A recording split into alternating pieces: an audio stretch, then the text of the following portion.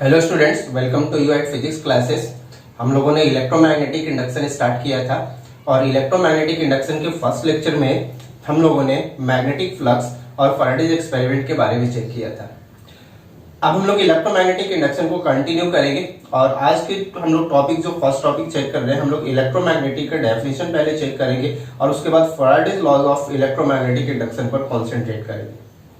तो electromagnetic definition में हम लोगों ने फैराडेज एक्सपेरिमेंट में चेक किया। फैराडेज एक्सपेरिमेंट के बेसिस पर अगर हम लोग इलेक्ट्रोमैग्नेटिक इंडक्शन का डेफिनेशन बनाए तो फैराडेज एक्सपेरिमेंट से हमें एक बात समझ में आई कि वहां पर क्या था अपने पास कि अगर हम लोग क्या करते कॉइल और मैग्नेट, यानी फैराडेज फर्स्ट एक्सपेरिमेंट की बात करें तो जिसमें हम लोगों ने कॉइल और मैग्नेट लिया था और कॉइल और मैग्नेट के बीच में अगर रिलेटिव मोशन मेंटेन हम लोग कर रहे थे, या तो हम लोग कॉइल को मूव कराएं या फिर हम लोग मैग्नेट को मूव कराएं या फिर दोनों को मूव कराएं, दोनों के बीच में रिलेटिव मोशन हो, तो उसमें क्या हो रहा था, गैल्वेनोमीटर डिफ्लेक्शन शो कर रहा था। यानी जब रिलेटिव मोशन होगा कॉइल और मैग्नेट के बीच में तो वहां पर क्या होगा, गैल्वेनोमीटर डिफ्लेक्शन शो कर रहा है। इसका मीनिंग क्या है कि जो अपने पास सर्किट है, यानी जो उसमें कॉइल की बात करें तो उस कॉइल में अपने पास क्या हो रहा है, करंट इंड्यूस्ड हो रहा है। तो करंट कब इंड्यूस्ड होगा, जब ईएमएफ इंड्यूस्ड होगा। ईएमएफ एक तरह का सिंपल पोटेंशियल डिफरेंस है, यानी जब उनके बीच में रिलेटिव मोशन है तो वहां पर ईएमएफ इंड्यूस्ड हो रहा है और ईएमएफ इंड्यूस्ड हो रहा है तो वहां पर करंट इंड्यूस्ड हो रहा है। तो जो वहां पे पोटेंशियल डिफरेंस इंड्यूस्ड हो रहा है उस पोटेंशियल डिफरेंस को हम लोग वहां पर इंड्यूस्ड ईएमएफ बोल रहे हैं और उसकी वजह से जो करंट वहां फ्लो कर रहा है उस करंट को हम लोग इंड्यूस्ड करंट बोल रहे हैं। यानी इलेक्ट्रोमैग्नेटिक इंडक्शन है क्या, एक सिंपल फेनोमेनन है। किस तरह का फेनोमेनन है, किसी भी कॉइल में करंट इंड्यूस्ड करने का या फिर ईएमएफ इंड्यूस्ड करने का फेनोमेनन है by the help of changing magnetic flux. अगर हम लोग बात करें चेंजिंग मैग्नेटिक फ्लक्स, यानी मैग्नेटिक फ्लक्स के चेंज होने की वजह से अगर किसी उसमें कॉइल में या सर्किट में अपने पास क्या हो, उसमें अगर ईएमएफ इंड्यूस्ड हो तो उसी फेनोमेनन को हम लोग क्या बोल रहे हैं, इलेक्ट्रोमैग्नेटिक इंडक्शन बोल रहे हैं। तो चेक करते हैं इलेक्ट्रोमैग्नेटिक इंडक्शन है क्या। Whenever the magnetic flux linked with the closed coil changes, यानी हम लोग अभी बात कर रहे थे कि मैग्नेटिक फ्लक्स चेंज होने का जो फेनोमेनन है, यानी whenever the magnetic flux linked with the closed coil changes, यानी किसी भी क्लोज्ड कॉइल में अगर मैग्नेटिक फ्लक्स चेंज होगा तो उससे क्या होगा कि उस कॉइल में ईएमएफ इंड्यूस्ड होगा। उस कॉइल में ईएमएफ इंड्यूस्ड होगा यानी पोटेंशियल डिफरेंस इंड्यूस्ड हो जाएगा और पोटेंशियल डिफरेंस अगर उस कॉइल में आ जाएगा तो उसकी क्या होगा, वहां पे करंट भी फ्लो होने लग जाएगा। यानी whenever the magnetic flux linked with the closed coil changes an EMF, that is electromotive force, is induced, hence an electric current flows in the circuit। यानी EMF इंड्यूस होने की वजह से क्या होगा कि उस सर्किट में करंट फ्लो करने लग जाएगा। This current is called an induced current. उसी करंट को, जो करंट वहां पर इंड्यूस्ड हो रहा है उसी करंट को हम लोग क्या बोल रहे हैं, इंड्यूस्ड करंट बोल रहे हैं। और जो ईएमएफ इंड्यूस हो रहा है उसको हम लोग इंड्यूस्ड ईएमएफ बोल रहे हैं। और इसी फेनोमेनन को क्या बोला गया, इलेक्ट्रोमैग्नेटिक इंडक्शन बोला गया। यानी सिंपल लैंग्वेज में अगर हम लोग बात करें तो व्हाट इज इलेक्ट्रोमैग्नेटिक इंडक्शन, ये एक फेनोमेनन है। किस तरह का फेनोमेनन है, यहाँ पर चेंजिंग मैग्नेटिक फ्लक्स क्या करेगा, ईएमएफ को इंड्यूस कराएगा किसी भी क्लोज्ड कॉइल या सर्किट में। यानी मैग्नेटिक फ्लक्स का जो चेंज होगा वो क्या करेगा, ईएमएफ को इंड्यूस कराएगा किसी भी अपने पास कॉइल या सर्किट में, और ईएमएफ इंड्यूस हो जाएगा तो ऑब्वियस सी बात है करंट भी इंड्यूस हो जाएगा। इसी फेनोमेनन को इलेक्ट्रोमैग्नेटिक इंडक्शन बोला गया। अब एक बार एग्जांपल से इसको क्लियर करते हैं हम लोग कि क्या मीनिंग है, किस तरह से हो रहा है ये। तो एक एग्जांपल हम लोग लेंगे, जैसे हमने फैराडेज फर्स्ट एक्सपेरिमेंट देखा था उसी बेसिस पर हम लोग एक एग्जांपल लेते। सपोज कर लीजिए कॉइल है, ये हमने कॉइल ले लिया, यहां हमने गैल्वेनोमीटर लगा लिया, ये गैल्वेनोमीटर है, जी ले लेते हैं। अब हम लोग क्या करेंगे, यहां पे एक मैग्नेट ले लेते हैं। यहां हमने एक मैग्नेट ले लिया और इस मैग्नेट का ये नॉर्थ पोल सपोज कर लेते हैं और ये मैग्नेट का साउथ पोल ले लेते हैं। अब मैग्नेट के नॉर्थ पोल साइड से क्या होगा, मैग्नेटिक फील्ड लाइंस निकलेंगे इस तरह से। ये मैग्नेटिक फील्ड लाइन से जो मैग्नेट के नॉर्थ पोल से क्या हो रहा है, कॉइल की तरफ जा रहा है। मैग्नेट के नॉर्थ पोल से मैग्नेटिक फील्ड लाइंस जो है वो इस तरह से कॉइल की तरफ जा रहे हैं। इस तरह से ये मैग्नेटिक फील्ड लाइंस कॉइल की तरफ जा रहे हैं। ये मैग्नेटिक फील्ड लाइंस हमने कॉइल की तरफ ले ली। अब इसमें क्या होगा कि अगर इन दोनों के बीच में रिलेटिव मोशन को मेंटेन करें, इन दोनों के बीच में अगर रिलेटिव मोशन को मेंटेन किया जाए, जैसे हमने कॉइल और मैग्नेट में देखा था फैराडेज फर्स्ट एक्सपेरिमेंट में, तो इन दोनों के बीच में अगर रिलेटिव मोशन को मेंटेन करेंगे तो उसमें क्या होगा कि जो number of magnetic field lines जो इस कॉइल के इनसाइड में जा रहे हैं ये कभी चेंज ये ज्यादा होंगे और कभी कम होंगे। यानी अगर इनके बीच में रिलेटिव मोशन मेंटेन होगा तो यहां पर जो फ्लक्स होगा, फ्लक्स क्या होगा, फ्लक्स चेंज होगा, फ्लक्स चेंजेस। क्योंकि हम लोगों ने मैग्नेटिक फ्लक्स को डिफाइन किया था कि number of magnetic field lines अगर किसी क्लोज सरफेस से पास होंगे उसी को हम लोग मैग्नेटिक फ्लक्स बोल रहे थे। तो यहाँ पर ये number of magnetic field lines ही है जो इस कॉइल से पास हो रहे हैं, क्लोज कॉइल से पास हो रहा है, तो ये मैग्नेटिक फ्लक्स ही है। और मैग्नेटिक फ्लक्स क्या होगा, चेंज होगा। मैग्नेटिक फ्लक्स कब चेंज होंगे, जब दोनों के बीच में रिलेटिव मोशन को मेंटेन करेंगे। यानी इन दोनों के बीच में रिलेटिव मोशन को मेंटेन करेंगे तो कभी तो number of magnetic field lines उस कॉइल के अंदर ज्यादा इंटर करेंगे और कभी number of magnetic field lines come inter करेंगे। यानी अगर number of magnetic field lines इस कॉइल के इनसाइड में क्या होंगे, चेंज होंगे, तो उसी की वजह से क्या होगा, यहाँ पर ईएमएफ इंड्यूस होगा। ये जो अपने पास कॉइल है इसमें ईएमएफ इंड्यूस होगा और ईएमएफ इंड्यूस होगा तो ये गैल्वेनोमीटर क्या करेगा, डिफ्लेक्शन को शो करेगा। यानी गैल्वेनोमीटर शोज डिफ्लेक्शन। तो गैल्वेनोमीटर डिफ्लेक्शन कब शो करेगा, जब यहाँ पर मैग्नेटिक फ्लक्स क्या होगा, चेंज होगा। और फ्लक्स कब चेंज होगा, जब यहाँ पर रिलेटिव मोशन होगा इन दोनों के बीच में। यानी इन दोनों के बीच में अगर रिलेटिव मोशन मेंटेन करें तो फ्लक्स चेंज होगा और फ्लक्स चेंज होगा तो ईएमएफ इंड्यूस होगा और ईएमएफ इंड्यूस होगा तो क्या होगा, यहाँ पर करंट भी इंड्यूस हो जाएगा। आइए इस तरह से सपोज कर लिए करंट है और करंट अगर इंड्यूस होगा इसका मीनिंग क्या है, गैल्वेनोमीटर डिफ्लेक्शन को शो करेगा। इसी चीज को हमने यहाँ पर मेंशन किया है इलेक्ट्रोमैग्नेटिक इंडक्शन में। हमने क्या इलेक्ट्रोमैग्नेटिक इंडक्शन का डेफिनेशन लिया था कि ये एक फेनोमेनन है। किस तरह का फेनोमेनन है, मैग्नेटिक फ्लक्स लिंक करने का किसी भी क्लोज कॉइल में मैग्नेटिक फ्लक्स अगर चेंज हो।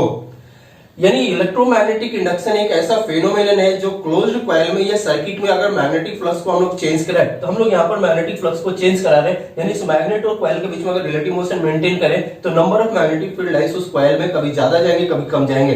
तो number of magnetic field lines passing through any close surface वो मैग्नेटिक फ्लक्स ही होते हैं। तो इसका मीनिंग है कि यहाँ पर कभी ज्यादा मैग्नेटिक फील्ड लाइंस पास हो रहा है, कभी कम मैग्नेटिक फील्ड लाइन पास हो रहा है। तो इसका मीनिंग है कि फ्लक्स चेंज हो रहा है और फ्लक्स चेंज करने का ही फेनोमेनन है इलेक्ट्रोमैग्नेटिक इंडक्शन।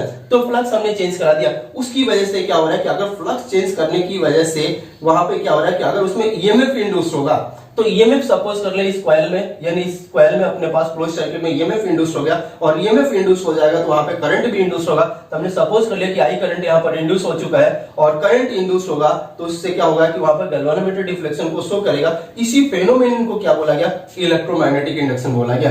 तो इलेक्ट्रोमैग्नेटिक इंडक्शन हमने यही लिखा था, हमने एक एग्जांपल से भी समझा इसको कि whenever the magnetic flux linked with the closed coil और circuit changes and EMF is induced. यानी जब यहाँ पर मैग्नेटिक फ्लक्स चेंज होगा तो ईएमएफ इंड्यूस होगा। हमने देखा किस तरह से मैग्नेटिक फ्लक्स चेंज हो रहा है। Hence an electric current flows in the circuit. This current is called induced current. यानी जो ये करंट यहाँ पर हो रहा है इस करंट को हमने क्या बोल दिया, इंड्यूस्ड करंट बोल दिया। और इस सर्किट में जो पोटेंशियल डिफरेंस होगा उसको इंड्यूस्ड ईएमएफ बोलेंगे। And the induced EMF is and the induced EMF induced is called induced EMF. This phenomenon is known as electromagnetic induction.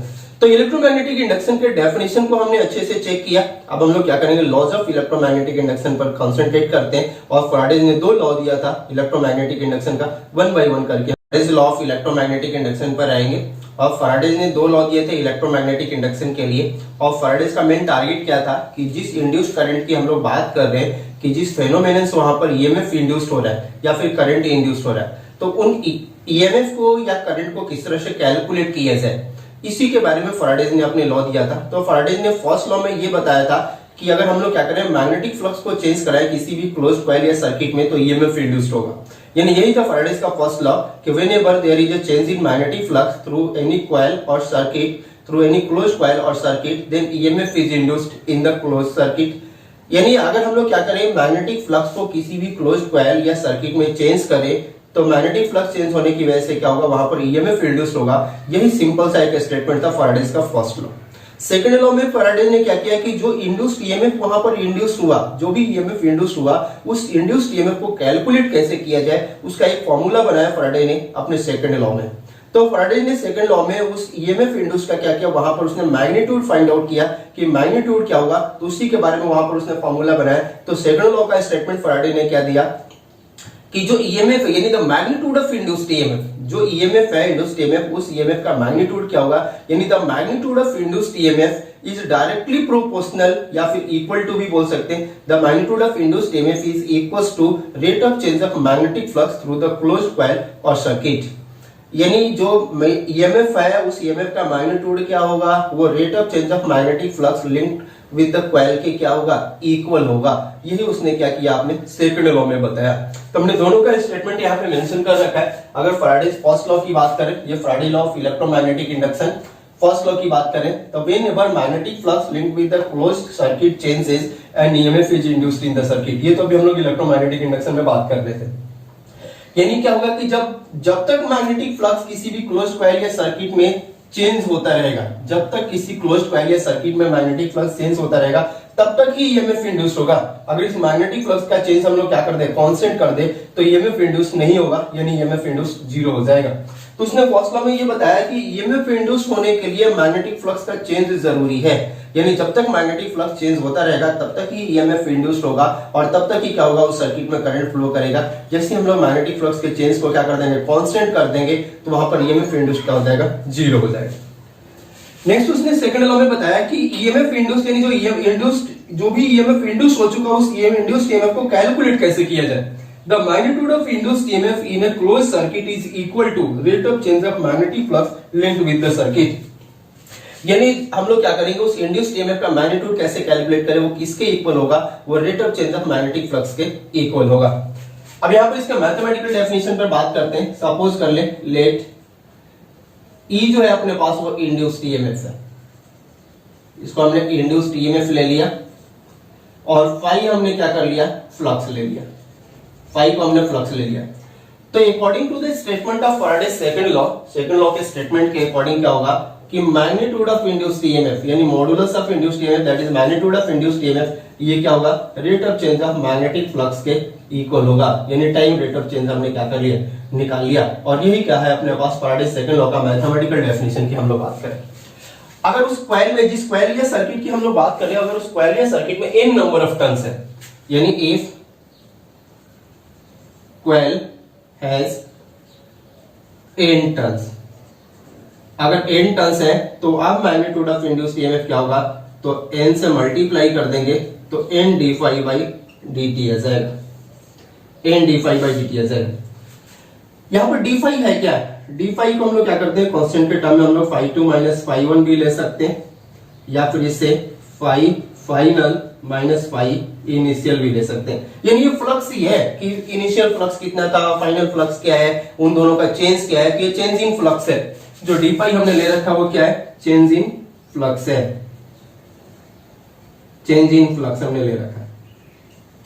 तो इस तरह से उसने क्या किया, फैराडे ने अपने दो लॉ में इंड्यूस्ड ईएमएफ के बारे में कंप्लीट इंफॉर्मेशन दिया, लेकिन एक इंफॉर्मेशन फैराडे ने अभी छोड़ रखा है इंड्यूस्ड ईएमएफ के बारे में, उसके बारे में आगे हम लोग डिस्कस करेंगे। फैराडे ने क्या किया कि इंड्यूस्ड ईएमएफ किस तरह से है इसके बारे में बताया कि अगर फ्लक्स को चेंज कराएंगे तो ईएमएफ इंड्यूस्ड होगा। सेकंड उसने ये बताया कि इंड्यूस्ड ईएमएफ के मैग्नीट्यूड को कैसे कैलकुलेट करेंगे, तो उसने क्या किया कि इंड्यूस्ड ईएमएफ का जो मैग्नीट्यूड होगा वो क्या होगा, rate of change of magnetic flux के इक्वल होगा। यानी इस तरह से हमने मैग्नीट्यूड ऑफ इंड्यूस्ड ईएमएफ बताया कि rate of change of magnetic flux के इक्वल हो जाएगा मैग्नीट्यूड ऑफ इंड्यूस्ड ईएमएफ। उसका हमने फॉर्मूला भी बना लिया यहाँ पर कि किस तरह से हम लोग उसको फॉर्मुलेशन करेंगे। यानी अगर E इंड्यूस्ड ईएमएफ है, phi फ्लक्स है, तो एज पर the Faraday's law second law E को हम लोग यानी मैग्नीट्यूड ऑफ इंड्यूस्ड ईएमएफ को क्या लिख सकते हैं, d phi by dt लिख सकते हैं। अगर उस कॉइल में n टर्न्स हुए तो उसको क्या कर सकते हैं, E magnitude of induced EMF is n d phi by dt ले सकते हैं। यहाँ पर d phi क्या है, ये चेंज इन फ्लक्स है, तो चेंज इन फ्लक्स हमने d phi को phi 2 माइनस phi 1, phi 2 को हमने फाइनल फ्लक्स, phi 1 को इनिशियल फ्लक्स ले लिया, या फिर phi 1 माइनस phi i भी ले सकते हैं। फ्लक्स हमने देखा था कि फ्लक्स पर अभी हम लोग कैलकुलेशन करेंगे। फ्लक्स के बारे में हमने आइडिया लिया था कि फ्लक्स क्या होता है, वो BA cos थीटा है, यानी magnetic field multiplied by area multiplied by cos of theta, उसी से हम लोग क्या करेंगे, फ्लक्स फाइंड आउट करेंगे। ये हमने देख लिया। अब इसके बाद क्या हुआ, यानी यहाँ पे जो इन्फॉर्मेशन उसने छोड़ रखा है फैराडे ने, वो फैराडे ने यहाँ पर कहीं भी डायरेक्शन ऑफ इंड्यूस्ड ईएमएफ के बारे में बात नहीं किया। उसने सिर्फ ये बता दिया कि ईएमएफ आया कहां से, दूसरा उसने ये बताया कि ईएमएफ का मैग्नीट्यूड किस तरह से कैलकुलेट करेंगे। फैराडे ने कहीं भी अपने लॉ में डायरेक्शन ऑफ इंड्यूस्ड ईएमएफ के बारे में नहीं बताया, और इस डायरेक्शन को शो करने के लिए आगे एक और साइंटिस्ट है जिसको लेंज बोलते हैं। तो अब हम लोग देखेंगे कि किस तरह से इंड्यूस्ड ईएमएफ के डायरेक्शन को हम लोग फाइंड आउट करेंगे, यानी लेंज लॉ क्या है, तो उसके बारे में थोड़ा सा इंफॉर्मेशन हम लोग चेक करते हैं। ये तो Faraday law of electromagnetic induction इतना ही था। फैराडे ने ये दो लॉ दिया था इलेक्ट्रोमैग्नेटिक इंडक्शन के लिए। अब हम लोग लेंज लॉ चेक करेंगे, और लेंज लॉ किस लिए हम लोग चेक करेंगे, डायरेक्शन ऑफ इंड्यूस्ड ईएमएफ के लिए, कि इंड्यूस्ड ईएमएफ का डायरेक्शन हम लोग किस तरह से फाइंड आउट करेंगे, उसके लिए हम लोग क्या करेंगे, लेंज लॉ चेक करेंगे। तो देखते हैं नेक्स्ट जो लॉ है लेंज लॉ। लेंज लॉ यानी लेंज लॉ क्या था, लेंज लॉ क्या बताता हमें, लेंज लॉ में डायरेक्शन ऑफ इंड्यूस्ड ईएमएफ के बारे में बताएगा। डायरेक्शन ऑफ इंड्यूस्ड ईएमएफ के बारे में इंफॉर्मेशन देगा हमें लेंज लॉ। तो लेंज लॉ है क्या, यानी स्टेटमेंट की बात करें, the direction of induced EMF, the direction of induced EMF is opposed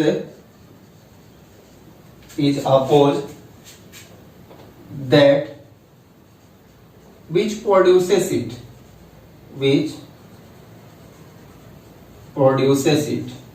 यानी डायरेक्शन ऑफ इंड्यूस्ड ईएमएफ किस साइड होगा, ये उसके उल्टा होगा, ये उसका अपोजिट होगा जो इसको प्रोड्यूस कर रहा है। सिंपल सी बात है कि लेंज लॉ क्या है, यानी Lenz law direction of induced EMF के बारे में बता रहा हूं। डायरेक्शन ऑफ इंड्यूस्ड ईएमएफ किस साइड होगा, जो इसे प्रोड्यूस कर रहा है उसके रिवर्स डायरेक्शन में होगा। अब इसे कौन प्रोड्यूस कर रहा है, rate of change of magnetic flux इसे प्रोड्यूस कर रहा है। तो rate of change of magnetic flux produce करा रहा है, इसका मीनिंग क्या है कि लेंज लॉ के अकॉर्डिंग क्या होना चाहिए, यानी ई जो है, अब हम लोग मैग्नीट्यूड, अब मॉडुलो साइन नहीं लगाएंगे, क्योंकि मॉडुलो साइन लगाएंगे तो मैग्नीट्यूड की बात कर रहा हूं, हम लोग यहाँ पर डायरेक्शन के साथ लिखेंगे। तो हम लोग क्या लिखेंगे, E is minus N D phi by D T. तो ये फाइनल फॉर्मूला बना है, यानी सिर्फ फैराडे लॉ में उसने एक माइनस साइन लगाया, और ये माइनस साइन हमें क्या बता रहा है, डायरेक्शन बता रहा है किसका, इंड्यूस्ड ईएमएफ का। Direction of induced EMF, induced EMF किस साइड है, डायरेक्शन ऑफ इंड्यूस्ड ईएमएफ इस डी फाई बाई डी के रिवर्स डायरेक्शन में है इंड्यूस्ड ईएमएफ का डायरेक्शन। और इसी लॉ को आगे चल के क्या बोला जाने लगा, इसी को लेंज लॉ बोला जाने लगा। यही लेंज लॉ, यानी फैराडे लॉ में और लेंज लॉ में सिर्फ यही है कि फैराडे के लॉ में उसने क्या किया, इस मैग्नीट्यूड को हटाकर, यानी इस मॉडुलस को हटाकर के वहां पर एक माइनस साइन लगाया, और उसी को उसने क्या बोल दिया, लेंज लॉ बोल दिया। तो इस तरह से लेंज ने क्या किया, डायरेक्शन ऑफ इंड्यूस्ड ईएमएफ को डिफाइन किया।